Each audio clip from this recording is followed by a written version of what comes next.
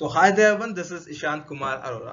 आज हम इस वीडियो में डिस्कस करेंगे गुलियन बैरा सिंड्रोम के बारे में, जिसका दूसरा नाम है Landry's ascending paralysis. So my dear friends, इस 15 मिनट्स की वीडियो में हम कंप्लीट रिवाइज करेंगे इस डिसीज की पैथोफिजियोलॉजी इन डिटेल, इस डायग्नोसिस एंड ट्रीटमेंट। तो आइए शुरू करते हैं। सो माय डियर फ्रेंड्स, जो गुलियन बैरा सिंड्रोम है, इसके नाम से पता चल रहा है सिंड्रोम मतलब कलेक्शन ऑफ सिम्टम, और एक रेयर न्यूरोलॉजिकल डिसऑर्डर है। न्यूरोलॉजिकल डिसऑर्डर मतलब ये जो हमारी नर्व फाइबर्स होते हैं उसको अफेक्ट करने वाली एक डिसीज है, जिसके मल्टीपल सिम्टम्स देखने को मिलते हैं based on the type of the Guillain Barre syndrome. ये डिसीज पहली बार 1916 में देखने को मिली थी दो पेशेंट्स में, जिसको रिपोर्ट किया था गुलियन, बैरे और स्ट्रॉल ने। उन पेशेंट्स में क्या फीचर देखने को मिले उसको हम डिस्कस करते हैं। वो पेशेंट हॉस्पिटल में एडमिट हुए सबसे पहले।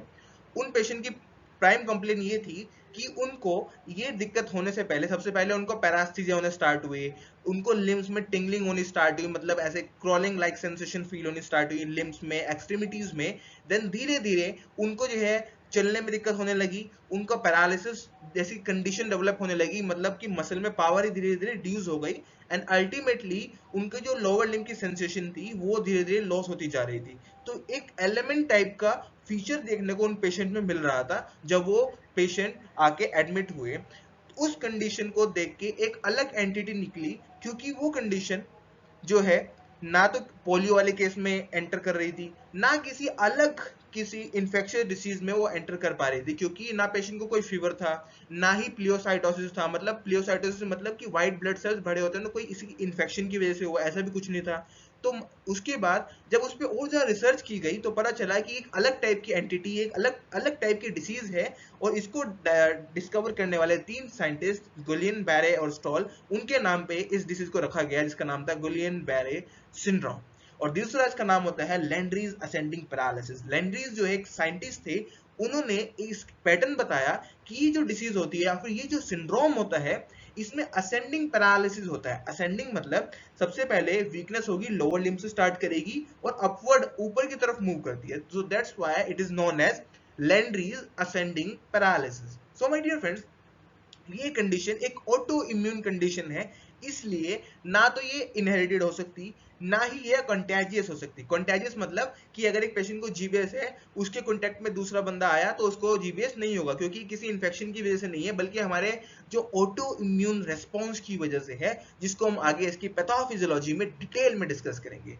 माय डियर फ्रेंड्स, इसके अलावा जो गुलियन बैरेस और स्ट्रोल थे, इन्होंने जब उस पेशेंट का, क्योंकि उस टाइम डायग्नोस करना बहुत डिफिकल्ट है, क्योंकि एक नए टाइप का पैटर्न था डिसीज का, ना तो पेशेंट को स्ट्रोक था, ना फीवर था, ना कोई और साइंस थे, सिर्फ वीकनेस थी लोअर लिम्ब में और सेंसेशन लॉस थी, और साथ में अलग अलग लिम्ब में बॉडी पेन थी।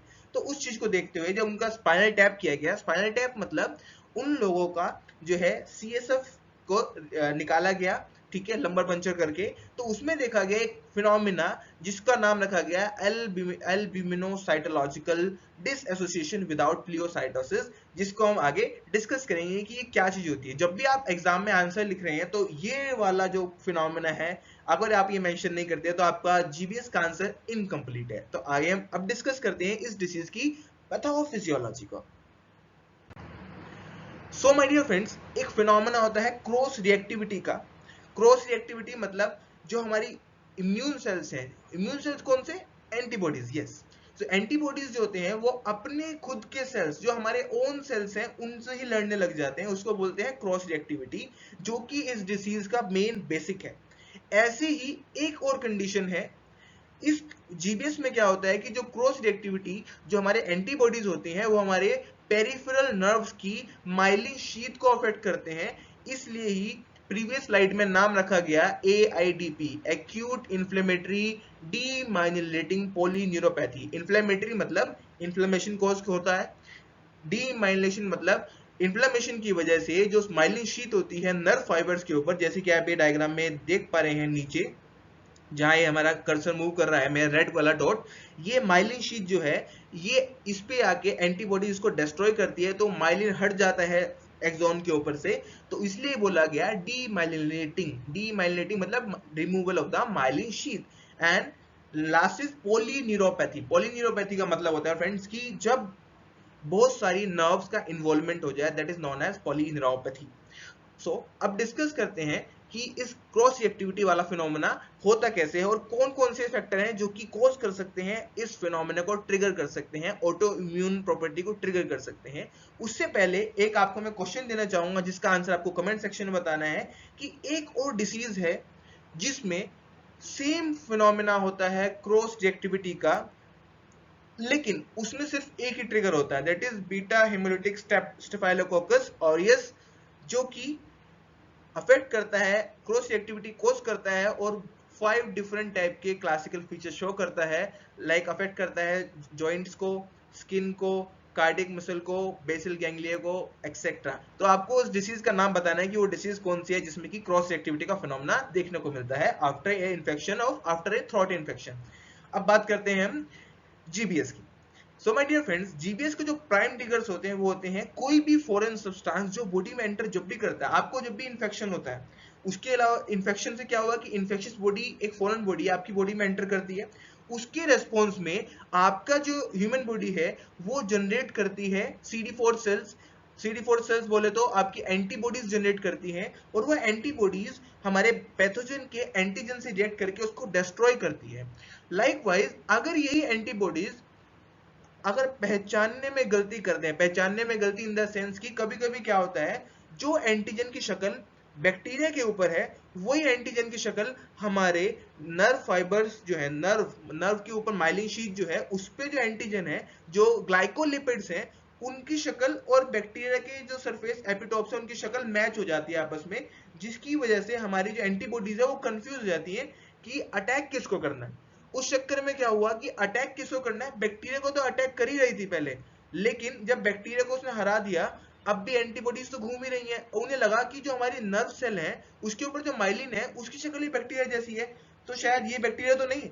इस कंफ्यूजन के चक्कर में वो हमारी माइलिन शीट को भी अफेक्ट करना स्टार्ट कर देता है, उसको इन्फ्लेमेशन कोज करके इन्फ्लेमेटरी मार्कर्स के थ्रू उसको डिस्ट्रॉय कर देता है। अगर माइलिन शीट डिस्ट्रॉय हो जाएगी तो कंडक्शन नहीं होगा, कंडक्शन नहीं होगा तो नर्व का फंक्शन नहीं होगा, नर्व का फंक्शन होता है मसल को स्टिमुलेट करना और सेंसरी इंफॉर्मेशन को ब्रेन के पास पहुंचाना, तो दोनों फंक्शन कम खत्म, एंड फाइनल रिजल्ट क्या होगा, पैरालिसिस एंड एनास्थीसिया।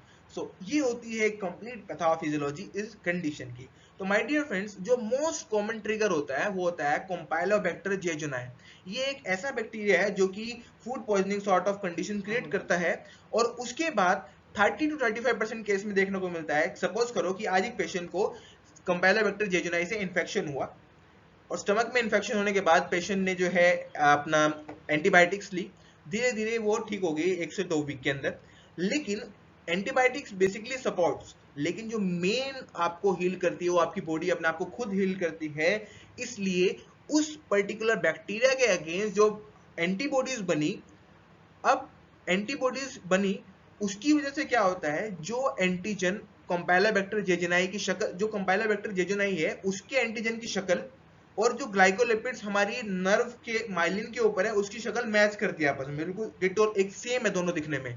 उसकी वजह से क्या हुआ कि एंटीबॉडी कंफ्यूज हुई, एंटीबॉडी जो कंफ्यूज हुई उसने क्या करा, जब बैक्टीरिया मर गया, वो खत्म हो गई, इन्फेक्शन ओवर हो चुका है, उसके 3 से 4 हफ्ते बाद क्या होता है पेशेंट को कि जो हमारी एंटीबॉडीज है उन्होंने माइलिन शीट को खाना शुरू कर दिया। अब माइलिन शीट को खाना शुरू कर दिया तो नर्व खत्म हो गई, नर्व खत्म धीरे धीरे होनी स्टार्ट हुई, तो उसमें न्यूरोलॉजिकल सिम्टम आने स्टार्ट हो गए, वो भी एलएमएन टाइप के। एलएमएन मतलब लोअर मोटर न्यूरॉन, मतलब कि जिसमें कि आपका DTR, deep tunnel reflex absent, flaccid paralysis देखने को मिलता है।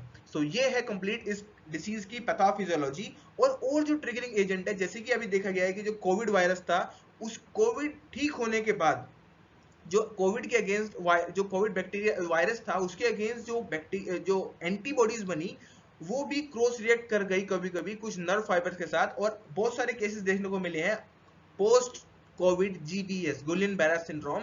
ऐसे ही पोलियो वैक्सीनेशन के बाद सेबिन वैक्सीन जो लगाई जाती है या फिर जो DPT वैक्सीन लगाई जाती है, उनके बाद भी केसेस देखने को मिले हैं कि वैक्सीन क्या करती है, वो एक्टिव इम्यूनिटी डेवलप करती है, वो कभी कभी जो एंटीबॉडीज बनती हैं वो क्रॉस रिएक्ट करके हमारी अपनी ही सेल मेम्ब्रेन, जो मतलब हमारी माइलिन शीट है, उसको अफेक्ट करना स्टार्ट कर देती है, क्योंकि माइलिन शीट के अंदर जो ये माइलिन शीट रेड कलर से आप देख पा रहे हो, जो कि कंडक्शन में हेल्प करती है। इस माइलिन शीट के अंदर ग्लाइकोलिपिड्स होते हैं अलग अलग टाइप के, लाइक GQ1, GD1, जिनकी स्ट्रक्चर और फेस दिखने में बिल्कुल एंटीजन की तरह होता है, इसलिए एंटीबॉडीज इनको अफेक्ट करती है। लाइकवाइज किसी की कोई सर्जरी हुई है, लाइक एक जो सर्जरी मतलब किसी को ट्रांसप्लांट किया गया है कोई ऑर्गन, तो वो भी एक फॉरेन बॉडी है, तो उसकी जो एंटीजन है उसके अगेंस्ट बॉडी क्या करती है, एंटीबॉडीज बनाती है। अगर उसका भी स्ट्रक्चर हमारे एंटीजन से मैच कर जाए तो क्रॉस रिएक्टिविटी के chances are very very high. दूसरा, साइटोमेगालोवायरस या फिर different drugs are there that can also trigger this auto immunic cross reactivity phenomena. So आइए, आई होप आपको पैथोफिजियोलॉजी समझ आ चुकी होगी। अब नेक्स्ट स्लाइड में हम डिस्कस करते हैं सिम्टोमेटोलॉजी के बारे में कि क्या क्या दिक्कत आ सकती है इस पर्टिकुलर कंडीशन में और कैसे पेशेंट प्रेजेंट करता है जब वो हॉस्पिटल में एडमिट होता है। तो primary symptoms are like Landry ने बताया था कि असेंडिंग पैरालिसिस होगा और that is mostly symmetric. Symmetric मतलब दोनों लिम्ब में सेम टाइप की मसल्स इन्वॉल्व हो रही हैं, मतलब कि अगर इधर भी टिबियलिस एंटीरियर इन्वॉल्व हुई है तो लेफ्ट भी टिबियलिस एंटीरियर इन्वॉल्व हुई है, और वो असेंडिंग है मतलब नीचे से ऊपर की तरफ बढ़ रही है। साथ में पैरास्थीसिया और टिंगलिंग। पैरास्थीसिया और टिंगलिंग क्या होती है, क्योंकि नर्व के धीरे धीरे फाइबर डिस्ट्रॉय हो रहे हैं, मतलब माइलिन शीट डिस्ट्रॉय हो रही है, डीमाइलिनेशन हो रहा है। इस कंडीशन का डेफिनेशन ये बोलती है, it is AIDP, acute inflammatory demyelinating polyneuropathy is also known as Guillain-Barré syndrome. So my dear friends, जो पैरास्थीसिया और टिंगलिंग क्यों होती है, क्योंकि जो हमारा माइलिन शीट धीरे धीरे डिस्ट्रॉय हो रही है, उसकी वजह से प्रॉपर सिग्नल हमारे पास जो हमारे स्पाइनोथैलेमिक ट्रैक्ट्स हैं उनके थ्रू ब्रेन के पास सिग्नल नहीं जा पा रहे हैं सही से, कहीं तेज सिग्नल जा रहे हैं, कहीं कम सिग्नल जा रहे हैं। उसकी वजह से एक अल्टर्ड सेंसेशन क्रिएट होती है, उसको बोला जाता है पैरास्थीसिया, पिंस एंड नीडल सेंसेशन जिसको बोला जाता है। साथ में पेशेंट प्रेजेंट कर सकता है with back pain, extremities pain. So ये क्लासिकल फीचर है इस कंडीशन के। And in some variants of GBS, क्योंकि GBS की टाइप्स हैं डिफरेंट डिफरेंट, तो कुछ कंडीशंस में सिर्फ मोटर इन्वॉल्वमेंट होता है, मतलब पेशेंट की सेंसेशन बिल्कुल ओके रहेंगी, लेकिन उसका जो मोटर पार्ट है वो सिर्फ इफेक्ट होगा। लेकिन कुछ टाइप ऐसे भी हैं जिसमें sensation, motor part, even respiratory muscles, even your cranial nerves are also involved. So different different उसको आगे डिस्कस करेंगे। लेकिन जो कॉमनेस्ट टाइप का AIDP होता है, एक्यूट इन्फ्लेमेटरी डीमाइलिनेटिंग पॉलीन्यूरोपैथी, उसमें ये प्राइमरी फीचर्स होते हैं। सेकेंडरी सिम्टम्स क्या होते हैं, अगर कोई और वेरिएंट है GBS का, मतलब GBS की भी अलग अलग टाइप्स हैं, तो जैसे कि ऑप्थेल्मोप्लीजिया। ऑप्थेल्मोप्लीजिया का मतलब कि जो हमारी एक्स्ट्रा ऑक्यूलर मसल है उनका पैरालिसिस हो जाएगा, क्योंकि जो हमारी थर्ड क्रेनियल नर्व है उसका इन्वॉल्वमेंट होने की वजह से। दूसरा, हाँ, अगर हमारी बल्बर मसल्स इन्वॉल्व हो रही हैं, बल्बर मसल मतलब जो मसल्स हमारी क्रेनियल नर्व सप्लाई कर रही हैं, उसकी वजह से पेशेंट को स्वेलोइंग में, स्पीकिंग में, चेइंग में जो है प्रॉब्लम हो सकती है। और क्योंकि अगर पेशेंट को सेंसरी प्रॉब्लम भी हो गई है, मान लो किसी को जो है AMSAN टाइप का GBS हुआ है, ये वेरिएंट्स इसको आगे डिस्कस करेंगे। AMSAN का मतलब होता है acute motor sensory axonal neuropathy. So acute motor sensory का मतलब मोटर भी इन्वॉल्व है और सेंसरी भी। मोटर मतलब मसल, सेंसरी मतलब सेंसेशन जो आ रही है। उस कंडीशन में अगर पेशेंट के पास सेंसेशन नहीं होगी तो उसका कोऑर्डिनेशन अफेक्ट होगा, क्योंकि कोऑर्डिनेशन किस चीज पे डिपेंड करता है, सोमैटोसेंसरी स्टिमुलस पे, आपकी आई पे, विजन जिसको बोलते हैं, और आपका वेस्कुलर सिस्टम पे। अगर उसमें से कोई भी एक पार्ट अफेक्ट होगा तो आपका कोऑर्डिनेशन अफेक्ट हो सकता है। दूसरा, बोवल ब्लैडर सिम्टम कभी कभी पेशेंट में देखने को मिल सकते हैं, though they are very rare. So my dear friends, अब बात करते हैं इस कंडीशन का डायग्नोसिस कैसे होता है। क्योंकि ये कंडीशन बहुत ही it's very kind of rare condition है, उसकी वजह से उसको जो डायग्नोसिस होता है is more of based on science and symptoms and a simple phenomena of albuminocytological disassociation without pleocytosis, जिसको हम डिस्कस करेंगे कि चीज होती क्या है। और हिस्ट्री ऑफ रीसेंट इन्फेक्शन, जब पेशेंट प्रेजेंट करेगा हॉस्पिटल में उस टाइम ना उसको फीवर होगा ना ही एक्टिव इन्फेक्शन होगा। ऐसा क्यों, क्योंकि ये डिसीज डेवलप ही तब हो रही है जब कोई ट्रिगर आया, उसकी वजह से एंटीबॉडी बनी, वो बीमारी ठीक हो गई, जो प्राइम डिसीज ठीक हो गई, और वो एंटीबॉडीज हमारी बॉडी में है अभी, और उन एंटीबॉडीज को लगा कि जो हमारे नर्व फाइबर्स के ऊपर माइलिन की शीट थी वो बैक्टीरिया है, उस चक्कर में उन्होंने उनको ही खा लिया। तो ये एक सिंपल से अगर लेमन लैंग्वेज में बात करते हैं तो ये एक इसकी पैथोफिजियोलॉजी जिसके अराउंड रिवॉल्व करती है disease. So my dear friends, अब बात करते हैं इसके डायग्नोसिस के लिए क्राइटेरिया दिया गया, इसका नाम रखा गया Ashbery criteria of diagnosis.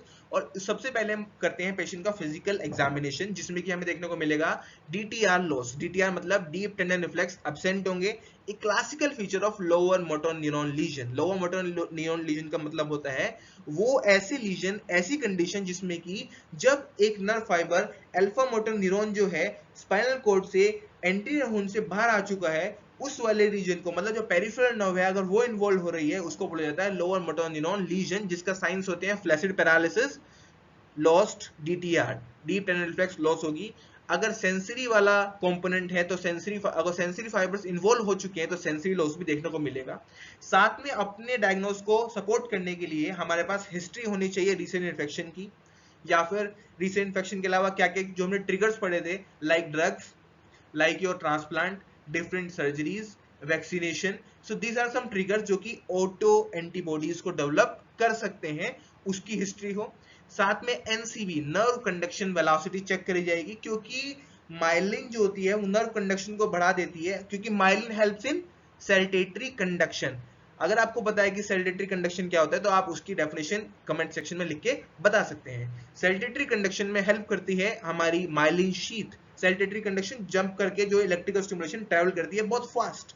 So my dear friends, जो क्योंकि एनसीवी जब कराएंगे पेशेंट का, उसकी माइलिन शीट डिस्ट्रॉय हो चुकी है, तो उसका जो कंडक्शन है वो स्लो हो जाएगा, जो उसके सिग्नल है वो वीक आएंगे। अब हम बात करते हैं CSF टैप। जब CSF टैप मतलब जो हमारा सेरिब्रोस्पाइनल फ्लूइड है, जिसके अंदर हमारा पूरा स्पाइनल स्ट्रक्चर, हमारा सेंट्रल नर्वस सिस्टम डिप है, वो उसको जो हम निकाल के देखेंगे कि उसके अंदर क्या क्या सिम्टम, मतलब क्या क्या कॉन्स्टिट्यूएंट्स है उसमें, तो उसका जो क्लासिकल फीचर है, the classical feature of your this condition of GBS Guillain Barre syndrome is albuminocytological dissociation. मतलब हमारा जो CSF होगा उसके अंदर प्रोटीन लेवल बहुत हाई हो चुका होगा, क्योंकि एंटीबॉडीज बन रही हैं और माइलिन शीट डिस्ट्रॉय हो रही है। दूसरा, विदाउट प्लियोसाइटोसिस। प्लियोसाइटोसिस का मतलब होता है कि जो प्रोटीन लेवल है वो तो बढ़ जाता है, लेकिन प्लियोसाइटोसिस नहीं होता। प्लियोसाइटोसिस मतलब व्हाइट ब्लड सेल्स नहीं बढ़ते हैं। व्हाइट ब्लड सेल्स नहीं बढ़े, इससे हमें हेल्प मिलती है और सब कंडीशन को एक्सक्लूड करने में, जो कि सेम पैटर्न ऑफ बीमारी कोज कर सकती है, सेम पैटर्न ऑफ डिसीज जिससे हो सकती है, जैसे कि डिफरेंट इन्फेक्शन होते हैं। तो अगर प्लियोसाइटोसिस नहीं है, मतलब व्हाइट ब्लड सेल्स कब बढ़ते हैं, जब कोई इन्फेक्शन होता है। और इस डिसीज, ये डिसीज क्या है, ऑटोइम्यून डिसीज है, इसलिए इसमें व्हाइट ब्लड सेल्स नहीं बढ़ते हैं। इसलिए the classical feature of this disease is known as albuminocytological dissociation without pleocytosis with ascending flaccid paralysis. अब बात करते हैं एसबेरी क्राइटेरिया ऑफ डायग्नोसिस। अगर आपके एग्जाम में क्वेश्चन आता है तो आप इस डायग्नोस्टिक क्राइटेरिया को मेंशन कर सकते हैं to gain extra marks. My dear friends, अब एसबेरी क्राइटेरिया में दो क्राइटेरिया रखे गए, एक तो रिक्वायर्ड, एक सपोर्टिव। रिक्वायर्ड मतलब ये चीजें होंगी तो 100% पेशेंट को GBS है, जैसे कि प्रोग्रेसिव वीकनेस ऑफ 2 और more limbs due to neuropathy. Neuropathy मतलब जब नर्व या नर्व का कोई भी कॉन्स्टिट्यूएंट या फिर नर्व का कोई भी पार्ट अफेक्ट होता है किसी भी कंडीशन की वजह से, उसको न्यूरोपैथी बोला जाता है, जब भी उसका फंक्शन अल्टर होने लगता है। दूसरा, ए रिफ्लेक्सिया मतलब लॉस ऑफ रिफ्लेक्स, क्योंकि जब नर्व का कनेक्शन ही हट गया तो फिर रिफ्लेक्स कहां से जनरेट होगी। अगर आपको रिफ्लेक्स वाला मैकेनिज्म समझना है कि रिफ्लेक्स कैसे जनरेट होती है, डीप टेंडन रिफ्लेक्स किस चीज पे बेस्ड है, उस ऊपर आपको लिंक दिखाई दे रहा होगा DTR वर्सेस GTO का, उसमें आप जाके देख सकते हैं। So my dear friends, third और फोर्थ जो क्राइटेरिया है जो कि एक हेल्प करता है हमें डायग्नोस करने में GBS को, इट इज कि डिसीज का कोर्स जो है 4 वीक से कम हो। चौथा, exclusion of other course. Other course मतलब कुछ ऐसी कंडीशन जो मिमिक कर सकती हैं गुलियन-बेरा सिंड्रोम को, and the most common is कोडा इक्वाइना सिंड्रोम। कोडा इक्वाइना सिंड्रोम में भी सिमिलर टाइप का असेंडिंग पैरालिसिस देखने को मिल सकता है, लेकिन the basic difference between this GBS and कोडा equina syndrome is involvement of the bowel and bladder and presence of an trauma, या फिर एक पर्टिकुलर लो बैक जो कि लंबे टाइम से चला आ रहा है, क्योंकि कोडा इक्वाइना सिंड्रोम एकदम से डेवलप होने के चांसेस बहुत ही कम है। दूसरा, बोवल एंड ब्लैडर इन्वॉल्वमेंट बहुत जल्दी होता है कोडा इक्वाइना सिंड्रोम में, अनलाइक इन GBS में बोवल एंड ब्लैडर का इन्वॉल्वमेंट होना is quite rare. And last criteria is supportive. Supportive मतलब ये ऐसी कंडीशन है, अगर ये होंगी तो ये हमारे डायग्नोसिस को और सपोर्ट करेंगी, like symmetric weakness, first thing. दूसरा, सेंसरी इन्वॉल्वमेंट हो सकती है, डिपेंड करता है कि कौन से टाइप का GBS हुआ है पेशेंट को। थर्ड, फेशियल नर्व और अदर क्रेनियल नर्व का इन्वॉल्वमेंट भी कभी कभी देखा जाता है कुछ कंडीशन है, दो दे आर रेयर। उसके अलावा CSF प्रोफाइल जो भी पढ़ा हमने, एल्ब्यूमिनोसाइटोलॉजिकल डिसोसिएशन होगा, प्रोटीन लेवल बढ़ा होगा, लेकिन WBC का लेवल इज क्वाइट लो और रिमेन नॉर्मल।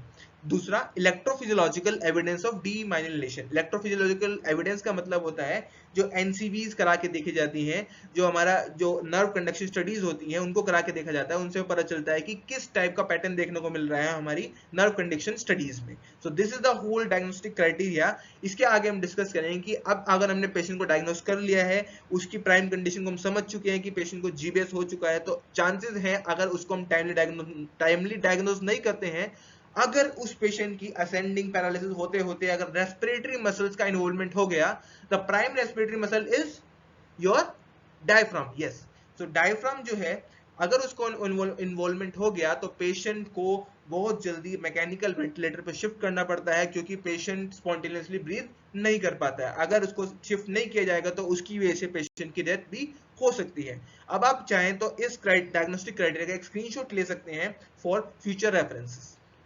हम डिस्कस करेंगे इस कंडीशन के ट्रीटमेंट के बारे में। सो माय डियर फ्रेंड्स, अब ये कंडीशन जो है इसके 3 फेजेस होते हैं। अब ये आज डिसीज डेवलप हुई, एंटीबॉडीज ने माइलिन शीथ को डिस्ट्रॉय करना स्टार्ट किया। तो सबसे पहली स्टेज आती है प्रोग्रेसिव, जिसमें कि सिम्टम बहुत हाई रेट पे प्रोग्रेस करते हैं। वीकनेस बहुत जल्दी बढ़ती है, loss of sensation, paraesthesia, tingling, pain, ये बहुत स्पीड से प्रोग्रेस करती है। उसको बोलते हैं प्रोग्रेसिव स्टेज, जो कि 4 वीक्स तक रह सकती है। उसके बाद आता है प्लेटो फेज, क्योंकि हमने पहली ही स्लाइड में डिस्कस किया था कि जो GBS है, गुलियन बेरा सिंड्रोम, वो एक सेल्फ लिमिटिंग कंडीशन है, मतलब ठीक इसने अपने आप ही होना है, लेकिन क्योंकि इसका आज तक कोई क्योर नहीं मिला है, but we can supportive treatment देके इसकी सफरिंग को हम कम कर सकते हैं और इसका जो प्रोग्रेसिव स्टेज है उसको हम स्लो कर सकते हैं। इतना हमारे पास ट्रीटमेंट अवेलेबल होता है। थर्ड स्टेज आती है हमारे पास इंप्रूवमेंट स्टेज। इंप्रूवमेंट स्टेज जो रिकवरी होनी स्टार्ट हो जाती है, रीमाइलिनेशन होना स्टार्ट होता है। रीमाइलिनेशन मतलब माइलिन शीथ रीडेवलप्स, जो कि आराम से कम 8 मंथ्स टू 1.5 ईयर तक लग सकता है पेशेंट को फुल्ली रिकवर करने में। उसके अलावा जो उसकी मसल वेस्टिंग होती है इतने लॉन्ग टाइम में, उस सब को प्रिवेंट करना काम होता है फिजियोथेरेपिस्ट का। तो हम बात करते हैं features of GBS। Features of GBS का मतलब, जैसे अभी मैं अब तक डिस्कस करता आ रहा हूँ कि AIDP, AMN, Miller Fisher syndrome, AMSAN, ये सब टाइप्स हैं गुलियन बेरा सिंड्रोम के।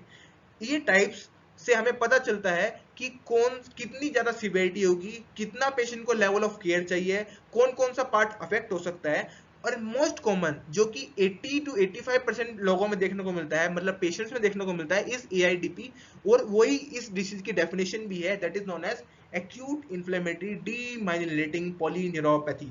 ये ऐसी कंडीशन है जिसमें कि प्रोग्रेसिव इन्फ्लेमेटरी डीमाइलिनेशन होगा, साथ में एक्सोनल डैमेज भी देखने को मिलता है। मतलब माइलिन शीथ तो अफेक्ट हो ही रही है, लेकिन जो अंदर एक्सोन है उसमें भी डैमेज होने लगता है। और मैक्सिमम इसका जो प्रोग्रेशन होता है वो 4 वीक्स तक चलता है। और मेन सेल्स जो अफेक्ट करते हैं वो होते हैं मैक्रोफेजेस, जो कि आपके एक एंटीबॉडीज की तरह काम करते हैं। मैक्रोफेजेस भी जो है आपके वो बॉडी के सोल्जर्स हैं, जो कि एक फॉरेन बॉडी को जो है डिस्ट्रॉय करने में हेल्प करते हैं। और यहाँ पे क्योंकि जो गेम ही उल्टा हो गया है, क्रॉस रिएक्टिविटी हो गई है, और हमारे जो मैक्रोफेजेस हैं उनको ये लग रहा है कि हमारे जो बॉडी के अपने सेल्स हैं, जो मतलब अपने न्यूरॉन्स हैं, वो फॉरेन बॉडी हैं, तो उनको अटैक करना स्टार्ट कर देती है। अगला वेरिएंट आता है AMAN, जिसको बोला जाता है एक्यूट मोटर एक्सोनल न्यूरोपैथी। इसमें एक्सोन डायरेक्टली अफेक्ट हो रहे हैं, और ये एक ऐसी कंडीशन है जिसमें कि रेस्पिरेटरी मसल का इन्वॉल्वमेंट हो जाता है। एंड माय डियर फ्रेंड्स, अगर रेस्पिरेटरी मसल का इन्वॉल्वमेंट होगा तो मतलब पेशेंट को वेंटिलेटर की रिक्वायरमेंट होगी। दूसरा, इसके अंदर ये देखा जाता है जो कैम्पेलोबैक्टर जेजुनाई जो हमने डिस्कस किया था ट्रिगरिंग फैक्टर में, आज एक पेशेंट को C जेजुनाई का इन्फेक्शन हुआ, एक बैक्टीरिया है, उसकी वजह से जो कैम्पेलोबैक्टर जेजुनाई के एंटीजन है उनकी शक्ल और GM1 और GD1 नाम की 2 एंटीबॉडीज जो बनती हैं। GM1 और GD1 ये क्या चीज है? ये ग्लाइकोलिपिड्स हैं जो कि हमारे नर्व फाइबर्स के ऊपर होते हैं। ठीक है, नर्व फाइबर्स के ऊपर हैं, इनकी शक्ल और कैम्पेलोबैक्टर जेजुनाई की शक्ल मैच कर गई। इसकी वजह से हमारे इम्यून सिस्टम कंफ्यूज हुआ, तो उसकी वजह से क्या हुआ कि हमारे इम्यून सेल्स ने अपने ही बॉडी को जलाना शुरू कर दिया, अपनी ही बॉडी को खाना शुरू कर दिया, जिसकी वजह से डिसीज डेवलप कर गई। सो ये है इसकी सिंपल कहानी। अब ये इसका नाम था एक्यूट मोटर एक्सोनल न्यूरोपैथी, मतलब कि सिर्फ मोटर इन्वॉल्वमेंट होगा। थर्ड टाइप है एमसन। एमसन मतलब इसमें सेंसरी इन्वॉल्वमेंट भी होगा। एक्सोनल अफेक्ट होंगे तो कंप्लीट नर्व जाएगी तो मोटर फंक्शन, सेंसरी फंक्शन बहुत अफेक्टेड। अब इसके बाद एक वेरिएंट आता है जो कि बहुत डिफरेंट है और इट्स क्वाइट रेयर, सिर्फ 5% लोगों में देखने को मिलता है in all GBS cases. And as we know कि जो प्रेवलेंस है जीबीएस का वो और इंसिडेंस जो है जीबीएस का, इट्स अबाउट 1 to 3 केसेस पर 1 lakh of the individual after presented with a triggering agent or event. So my dear friends, Miller Fisher syndrome को याद करने के लिए आप याद कर सकते हो उसके 3 फीचर्स, जिसको याद कर ASO, A stands for एरिफ्लेक्सिया, S for sensory ataxia. Sensory ataxia एक ऐसी कंडीशन है जब हमारे पास सोमेटो सेंसरी सेंसेशन नहीं आती है। सेंसरी मतलब अगर सपोज करिए आपके फुट की सेंसेशन चली गई तो वहां से जो प्रोप्रियोसेप्शन आना था, वहां से जो सेंसेशन आनी थी ब्रेन के पास, जिसका यूज करके ब्रेन आपकी जो एक्सटेंशन मसल्स हैं, जो आपकी एक्सटेंसर सिनर्जी है, उसको मेंटेन करता है, बैलेंस को मेंटेन करने के लिए वो सेंसेशन नहीं जा पा रही है, उसकी वजह से आपको बैलेंस लॉस होगा, उसको बोलते हैं sensory ataxia. Third feature is ASO is ophthalmoplegia. Ophthalmoplegia means involvement of your extraocular muscles due to involvement of third, sixth and fourth cranial nerves. So उसकी भी ये मिलर फिशर सिंड्रोम एक ऐसा type का सिंड्रोम है जिसमें कि तीनों कैरेक्टरिस्टिक फीचर देखने को मिलते हैं। एंड लास्ट इज, अगर इन पेशेंट्स में हम सीरोलॉजी करा के देखते हैं तो इन पेशेंट्स में की जो प्लाज्मा होगा उसके अंदर हमें anti-GQ1 एंटीबॉडीज, ये इसका क्लासिकल फीचर है, इसको आप लिख सकते हैं, anti-GQ1 एंटीबॉडीज देखने को मिलती हैं। क्योंकि ये GQ1 एंटीबॉडीज इसलिए बोला गया है क्योंकि ये ग्लाइकोलिपिड्स क्रेनियल नर्व की जो फाइबर्स हैं उनके अंदर देखने को मिलता है और उसके अगेंस्ट जो एंटीबॉडीज बनती है उनको बोला जाता है anti-GQ1 एंटीबॉडीज, जो कि क्लासिकल फीचर है किसका, Miller Fisher variant of Guillain Barre syndrome. And last is very rare form of GBS, that is acute pan dysautonomic neuropathy, जिसमें कि डिसऑटोनोमिया होने लगता है। डिसऑटोनोमिया मतलब जो आपके ऑटोनोमिक फंक्शन है वो अफेक्ट होने लगते हैं। And this leads to imbalance between the sympathetic and parasympathetic output, जिसकी वजह से आपका हार्ट रेट, आपका बीपी, ये सब चीजें अफेक्ट होने लगती हैं, जो भी वॉलंटरी फंक्शन है वो सब अफेक्ट होने लगते हैं। So my dear friends, these all are the types of GBS. इसका भी आप स्क्रीनशॉट ले सकते हैं क्योंकि ये भी एक इंपॉर्टेंट फैक्टर है, इन 5 वेरिएंट्स को याद रखना। और भी टाइप के जीबीएस हो सकते हैं लेकिन दीज 5, ये 5 प्राइम टाइप की जीबीएस हैं जो कि एक पर्टिकुलर टाइप का जो है कैरेक्टरिस्टिक फीचर्स शो करते हैं। And most important is AIDP and Miller Fisher syndrome. So अब हम डिस्कस करते हैं इसके ट्रीटमेंट के बारे में। सो माय डियर फ्रेंड्स, अब ट्रीटमेंट की जो बात करते हैं, इस कंडीशन का अब तक कोई डेफिनेट क्योर नहीं है, but we can prolong the life of the patient, we can provide the supportive treatment, जिससे कि अगर पेशेंट को वेंटिलेटर की रिक्वायरमेंट जल्दी पड़ने वाली थी उसको हमने डिले कर दिया। क्योंकि जितनी जल्दी जो एंटीबॉडीज अफेक्ट करना स्टार्ट करेंगी, जितनी जल्दी एंटीबॉडीज रिएक्ट करेंगी माइलिन शीट के साथ, जितनी जल्दी हमारी नर्व फाइबर्स अफेक्ट होंगे, उतना ज्यादा सीवियरिटी, उतना ज्यादा प्रोग्नोसिस जो है वो पुअर होता जाएगा। तो जितनी जल्दी हम ट्रीटमेंट देंगे उतना अच्छा चांसेस है एक अच्छा प्रोग्नोसिस मिलने के। तो इसलिए the best way is to diagnose early as possible. तो अब बात करते हैं सबसे पहले ट्रीटमेंट की जो कि अवेलेबल है, नॉट ट्रीटमेंट, एक सपोर्टिव ट्रीटमेंट जिसको बोला जाता है इज इम्यूनोथेरेपी। इम्यूनोथेरेपी में 2 क्लासिकल जो टेक्निक्स यूज की जाती हैं is plasma exchange and IVIG। तो फ्रेंड्स, अब एक चीज बात समझ आई है कि अब तक हमारे पास एंटीबॉडीज हैं जो कि हमारे अपने ही नर्व फाइबर्स को अफेक्ट कर रही हैं। तो अगर हम पेशेंट का, और एंटीबॉडीज कहाँ होती है, प्लाज्मा में, अगर हम प्लाज्मा को ही चेंज कर दें, प्लाज्मा चेंज करने से प्लाज्मा डाइल्यूट हो जाएगा, प्लाज्मा डाइल्यूट हो जाएगा तो एंटीबॉडीज जो ट्रिगर कर रही हैं, जो anti-GQ1 anti-GM1 एंटीबॉडीज जो हमारी बॉडी में सर्कुलेट हो रही हैं, इनको अगर बॉडी से हम बाहर निकाल दें तो एंटीबॉडीज कम हो जाएंगी। एंटीबॉडीज कम हो जाएंगी तो वो कम डिस्ट्रॉय करेंगी माइलिन शीट को, माइलिन शीट कम डिस्ट्रॉय होगी तो कम नर्व फाइबर्स इफेक्ट होंगे और अच्छा प्रोग्नोसिस देखने को मिलेगा। तो first treatment is plasma exchange, जिसकी वैल्यू होती है 2 वीक्स में 5 टाइम्स किया जाता है इसको।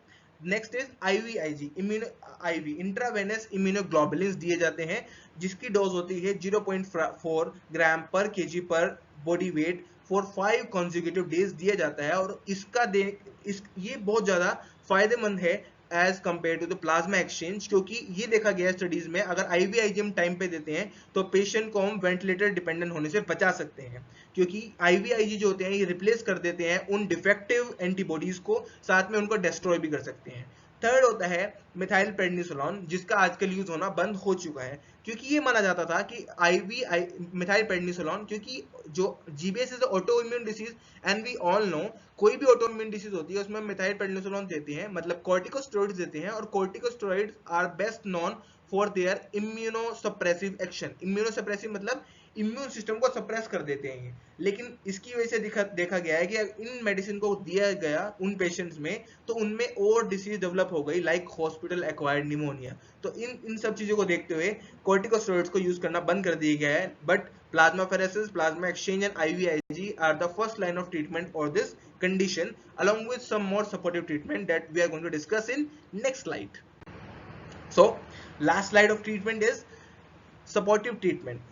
25% of all the cases of GBS जो है उनको रेस्पिरेटरी फेलियर होने की वजह से, रेस्पिरेटरी फेलियर मतलब अगर उनकी जो प्राइम मसल हैं जो कि ब्रीदिंग में हेल्प करती हैं, like your accessory muscles and your diaphragm, intercostal, external intercostal, scalenes, sternocleidomastoid, अगर ये मसल्स अफेक्ट हो जाती हैं तो पेशेंट का जो वेंटिलेशन परफ्यूजन मिसमैच होता है, जिसकी वजह से पेशेंट को रेस्पिरेटरी फेलियर हो सकता है। रेस्पिरेटरी फेलियर को प्रिवेंट करने के लिए, या फिर अगर रेस्पिरेटरी फेलियर हो चुका है उसको ठीक करने के लिए, कोई पेशेंट की डेथ ना हो जाए रेस्पिरेटरी फेलियर की वजह से, उस कंडीशन में पेशेंट को मैकेनिकली इंट्यूबेट करना पड़ता है, एंडोट्रेकियल इंट्यूबेशन करना पड़ता है, जिससे कि पेशेंट का हम वीक्यू मिसमैच को प्रिवेंट कर सके।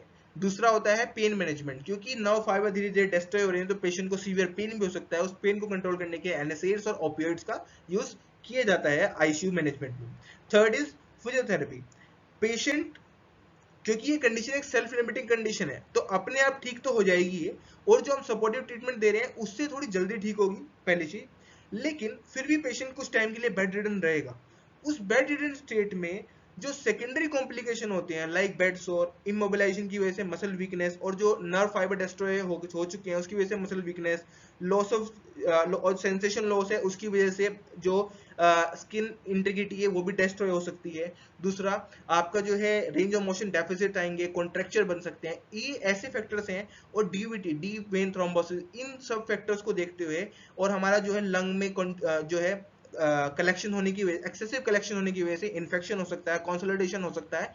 तो ये कुछ सेकेंडरी फैक्टर्स हैं।